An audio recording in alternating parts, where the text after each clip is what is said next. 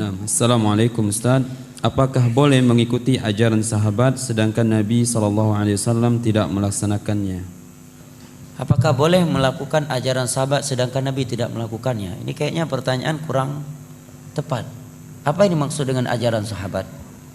Mungkin maksudnya di sini bagaimana menyikapi syubhat sebagian ahlul bidah yang membawa dalil-dalil yang di situ dia menyatakan bahwa bid'ah itu boleh selama hasanah. Buktinya ada beberapa ibadah para sahabat melakukannya sedangkan Nabi belum mengajarkannya. Betul kan? Ini maksudnya. Apa contoh? Banyak katanya. Apa diantaranya? Nabi nggak pernah salat tahajud, nggak pernah salat tahiyatul masjid. Berarti melakukan salat tahiyatul masjid bid'ah dong. Anda yang bid'ah. Kalau bid'ah maka dari ujung kaki Anda sampai ujung rambut Anda bid'ah katanya. Masya Allah. Udah jelas-jelas dalam Sahih Bukhari dan Muslim dari Abi Qatadah Al-Ansari radhiyallahu anhu terkait salat tahiyatul masjid. Nabi menyatakan idza dakhala ahadukumul masjid fala yajlis hatta yusalli raka'atain. Apabila salah satu di antara kalian masuk ke masjid, jangan dia langsung duduk sampai dia salat 2 rakaat. Ini hadis. Kok dibilang bid'ah? Yang namanya hadis Nabi definisinya kata Imam Ibnu Hajar Al-Asqalani, ma udhifa ila Nabi sallallahu alaihi wasallam min qaulin aw fi'lin aw taqririn aw sifatin khuluqiyyatin aw khalqiyyah. Sesuatu yang dinisbatkan kepada Nabi, ucapan, perbuatan, ikrar atau sifat postur tubuh beliau atau sifat akhlak beliau. Itu namanya hadis. Ini ucapan Nabi, hadis bukan? Hadis. Kok dibilang enggak ada petunjuk dari Nabi? Salat kurang jelas, hadis perintah lagi. Ya kan? Ada yang mengatakan ada seorang sahabat dalam safar yang ketika beliau salat lalu diakhiri dengan beliau mengakhirkan rakaat salat tersebut dengan surat Qul huwallahu ahad al-Ikhlas dalam sebuah medan perang. Sampai-sampai sahabat pulang melapor kepada Nabi, wahai Rasulullah, si fulan ini amir kami ini dan ru kami ini setiap kali salat mengakhiri rakaatnya dengan surat al-Ikhlas. Maka Nabi memanggil dia, apa sebab kamu melakukannya? Sahabat ini pun menjawab, karena saya cinta kepada surat Al-Ikhlas, karena surat Al-Ikhlas mengandung nama-nama Allah Subhanahu wa taala dan sifatnya. Maka Nabi pun memujinya. Hadisnya dalam Sahih Bukhari atau dalam Sahih Muslim. Katanya di sini ada sahabat melakukan ibadah sebelum Nabi mengajarkannya. Baik. Bilal ibnu Abi Rabah katanya salat wudu 2 rakaat setelah wudu. Buktinya ketika Nabi bertanya, wahai Bilal, aku mendengar suara teropakmu dalam surga. Amalan apa yang kau lakukan? Dia menjawab, aku tidaklah berwudu kecuali aku salat 2 rakaat. Nah, ini boleh melakukan ibadah sebelum ada dalilnya. Yang penting tujuannya baik. Masya Allah, orang dengar mantap ini. Buatlah. Kalau seperti itu zuhur 8 rakaat. Tujuannya baik. Siapa yang bisa membawa ayat dan hadis bahwa ada larangan jangan sholat zuhur, bunyinya jangan sholat zuhur lebih 4 rakaat, saya kasih uang. Tapi kalau nggak bisa Anda kasih uang balik. Itu namanya judi, nggak boleh. Ada untung rugi. Ya. Nggak ada kan larangan sholat zuhur lebih dari 4 rakaat. Silakan buka 30 juz Al-Quran. Seluruh kitab hadis nggak ada. Yang ada perintah sholat zuhur mengikuti Rasulullah dan beliau nggak pernah lebih dari 4 rakaat. Adapun 2 hadis tadi, jawaban yang pertama, siapa bilang Nabi tidak menganjurkan salat wudu, salat 2 rakaat setelah wudu? Dalam hadis Bukhari Muslim dari Utsman bin Affan setelah beliau mempraktekkan sifat salat Nabi, ya kemudian beliau menyatakan, demikian aku melihat Rasulullah sallallahu alaihi wasallam berwudu. Setelah beliau berwudu, beliau menyatakan, man tawaddaa nahwa wudhu'i hadza thumma shalla rak'ataini la yuhadditsu nafsahu fihima illa ghufira lahu ma taqaddama min dzambih. Nabi menyatakan, barang siapa yang berwudu seperti wuduku ini, kemudian dia salat 2 rakaat dengan khusyuk, tidak melalaikan dirinya dalam 2 rakaat tersebut, melainkan akan diampuni dosa-dosanya telah berlalu. Ini hadis. Dan Nabi udah salat dari semenjak di Mekah. Mungkin nggak Nabi sholat di Mekah tanpa wudhu? Subhanallah. Itulah kalau sudah hawa nafsu yang bermain, jamaah. Jawaban berikutnya, ikrar dari Nabi. Dan ikrar bagian dari hadis. Dan itu di masa wahyu. Adapun sahabat membaca Al-Ikhlas tadi karena beliau mengambil keumuman ayat Allah, faqra'u ma tayassara minal Qur'an, bacalah apa yang mudah dari Al-Qur'an dalam salat. Al-Ikhlas bagian dari surat Al-Qur'an. Lebih dari itu beliau melakukannya di zaman wahyu, di mana agama belum sempurna kecuali setelah Nabi diwafatkan dan diikrarkan, dibenarkan oleh Rasulullah. Anda buat bidah ini, siapa yang mengikrarnya? Anda sahabat? Bukan. Zaman wahyu? Bukan. Yang mengikrarnya siapa? Rasulullah? Bukan. Abu Nawas? Iya. Ya kan? Ada juga yang mencari dalil untuk membolehkan bidah. Tuh, Umar menyatakan nikmatul bid'atu hadhihi. Masya Allah, ilmiahnya dengan tanda kutip. Sebaik-baik bidah, senikmat-nikmat bidah adalah ini, tatkala salat tarawih di masa beliau dikerjakan berjamaah. Jawaban kita, itu Umar. Pertama kita jawab, biar lebih telak lagi. Itu Umar, Anda Umar. Anda Umar, tapi Umar akhir zaman. Satu. Kedua, Umar termasuk khulafa ar-rasyidin yang ada perintah dari Nabi untuk mengikuti sunnah mereka. Tiga. Apakah yang dikatakan oleh Umar itu sama sekali tidak ada di masa Nabi?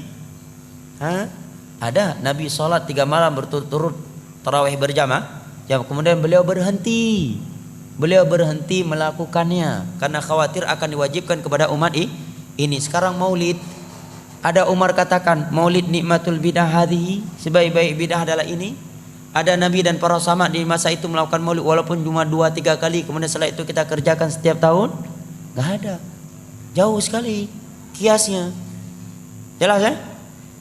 Kemudian ada yang membawa dalil juga, lah Utsman bin Affan itu mengumpulkan Al-Quran 30 juz di masa Nabi, kan belum ada. Berarti nggak mesti setiap bidah yang nggak ada di masa Nabi kalau kita lakukan bidah katanya. Jawabannya itu Utsman, Pak. Anda Utsman bukan, walaupun nama bapak Utsman tapi Utsman akhir zaman. Kedua, Utsman khulafa ar-rasyidun yang ada perintah khusus dari Nabi untuk mengikuti sunnah mereka.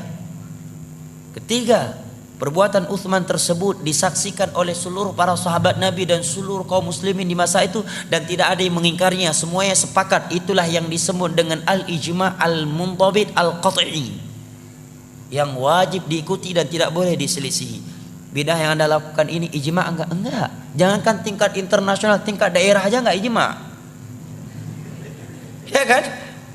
Ya, jangankan tingkat internasional, tingkat daerah aja, tingkat kecamatan enggak ijma'. Gimana mau diikuti? Keempat, Utsman bin Affan melakukan hal tersebut ini bentuk merealisasikan keumuman firman Allah, inna alaina jam'ahu wa qur'ana. Kelima, di masa Nabi sudah ada pengumpulan Al-Quran. Beliau mencontohi itu, hanya saya pengumpulan Al-Quran di masa Nabi tidak sempurna 30 juz dalam sebuah mushaf. Kenapa? Karena fasilitas masih terbatas sehingga Al-Quran tertulis di lempengan-lempengan batu, ya, di lembaran-lembaran, di pelepah-pelepah kurma, di dada-dada manusia karena hafalan yang sangat banyak. Kemudian di Parang Yamamah sekian para sahabat ahli Al-Quran, penghafal Al-Quran meninggal dunia. Kemudian juga dalam kejadian Bi'ir Ma'unah 70 sahabat Nabi ahli Al-Quran meninggal dunia. Maka sebelum hilang maka beliau menulis. Jawaban yang keenam, bahwa Utsman bin Affan tidak menambah sebuah ayat yang belum pernah turun kepada Nabi dan tidak pernah mengurangi sebuah ayat yang telah turun kepada Nabi. Al-Quran yang beliau kumpulkan 30 juz itulah Al-Quran yang turun di masa Nabi. Jadi sisi mana ada pembaruannya? Dari sisi mana ada pembaruannya? Berarti pada hakikatnya tidak ada pembaruannya, tetapi yang beliau melakukan adalah sarana masalihul mursalah, sedangkan yang Anda lakukan adalah ritual ibadah, bukan masalihul mursalah. Ya. Kan alasan sebagian orang nggak apa-apa melakukan ibadah yang tidak ada tuntunan dalam agama selama tujuan kita baik, kedua selama tidak ada larangan katanya. Jadilah dalil-dalil di atas tadi. Maka itu jawabannya. Kalau ini kaedahnya dalam beragama, maka setiap menit akan keluar bidah baru, ibadah baru. Gak percaya? Ada orang sholat subuh 4 rakaat. Oh ini hari Ahad nih lagi ada tabligh akbar, subuh kali ini 4 rakaat aja lah, kita lagi semangatin. Gak boleh Anda bilang bidah. Kenapa? Karena gak ada larangan. Gak ada larangan jangan sholat subuh lebih dari 2 rakaat. Bawa ayatnya, hadisnya. Gak ada. Ya kan? Cuma yang ada dalam Islam subuh hanya 2 rakaat, tidak lebih. Nabi tidak pernah sholat subuh lebih dari 2 rakaat. Dan Allah memerintahkan kita untuk mengikuti Rasulullah dalam bab sholat. Gak ada larangan jangan sholat subuh 2 rakaat. Kalau kaedahnya yang penting baik, selama tidak ada larangan maka boleh, berarti boleh sholat subuh lebih dari 2 rakaat karena nggak ada larangannya dan tujuan kita pun baik. Datang satu orang lagi mau masuk rumah baru, tahiyatul rumah dululah 2 rakaat. Nggak boleh larang. Kenapa? Tujuannya baik dan nggak ada larangan. Nggak ada ayat dan hadis yang berbunyi jangan sholat 2 rakaat ketika mau masuk rumah baru. Nggak ada. Ya kan? Yang satu lagi baru beli Fortune baru, tahiyatul Fortune dulu 2 rakaat lah. Nggak bisa Anda larang. Kenapa? Karena kaedahnya tadi nggak apa-apa melakukan ibadah baru selama tujuan baik dan kedua nggak ada larangannya. Nggak ada larangan. Jangan sholat. Ada dalam surah Al-Baqarah jangan sholat 2 rakaat ketika mau naik Fortune baru. Nggak ada. Berarti setiap detik, setiap menit akan timbul ibadah baru. Makanya sahabat Abdullah bin Mas'ud menyatakan ittabi'u wa la tabtadi'u faqad kufitum. Dalam masalah ibadah, masalah agama ikuti saja apa yang telah ditinggalkan oleh Rasulullah dan para sahabatnya. Jangan membuat bid'ah. Jangan membuat ibadah-ibadah baru. Apa yang mereka tinggalkan untuk kalian itu sudah cukup demi Allah ya jamaah. Demi Allah kalau kita jujur beragama, apa yang sudah ada dalam agama ini demi Allah tidak mampu kita melakukan secara keseluruhan, secara totalitas. Yang sudah ada saja kita tidak mampu melaksanakannya secara sempurna, untuk apa melakukan sesuatu yang tidak ada, yang tidak dianjurkan. Sekarang sebagai contoh zikir, setelah sholat 5 waktu saja sekarang terkadang kita sering lupa zikir, ya kan? Menjelang tidur, zikir menjelang tidur tidak kalah panjangnya dengan zikir setelah sholat 5 waktu. Mendengarkan suara ayam di pertigaan akhir malam, ada zikirnya. Bangun dengan anjing, ada zikirnya. Bangun tidur, ada zikirnya. Mau masuk WC, ada zikirnya. Keluar WC, ada zikirnya. Ingin mensutuk, ingin melakukan hubungan pasangan suami istri dengan istri, ada zikir khusus. Melihat buah-buahan telah matang, ada zikir khusus. Datang angin, topan dan semisal dengannya, ada zikir khusus. Suara petir, ada zikir khusus. Sekian zikir. Ini saja 24 jam ini penuh dengan ibadah zikir. Itu saja udah nggak mampu kita lakukan. Itu apa mengada-adakan yang tidak ada.